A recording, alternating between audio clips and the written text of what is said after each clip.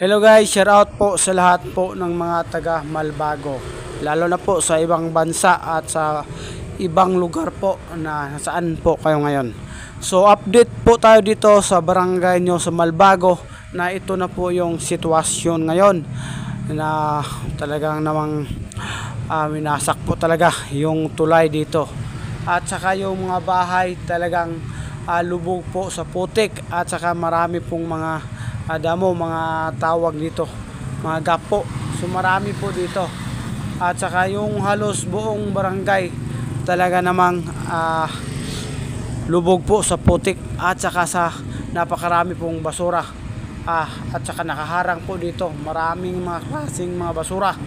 At saka may mga bahay na sabi po ng residente dito ay nakausap ko po, ay sabi niya hindi mawala sa 30 kabahay o baka sumubra pa po ang sinira po ng bagyong Tino. So dito po sa loob po dito sa kanilang basketball court ay dito po marami pong nakatambak na basura. Napakalaki po talaga ang baha dahil hamakin mo ito pong inabot ng tubig ay halos kalahati ng poste ng basketball court at halos pa lumampas pa po sa second floor dito sa bahay. May malaking bahay dyan. So dito maraming mga putik dito mga idol, mga lubi at saka was out din itong footbridge dito at itong ano naman na was out dike dito at itong niya naman ay talagang namang winasak ang footbridge dito katabi sa niya. Okay naman ang niya.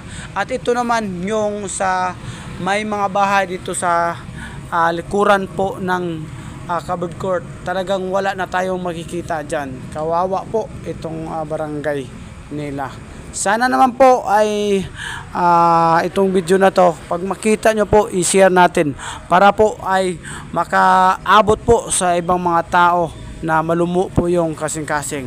At kung gusto kayong tumulong ay dumiretso lang po kayo sa municipality ng Bontoc para po kung sa ganon ay matulungan po natin dito ang mga taga Malbago, mga residente po ng Malbago.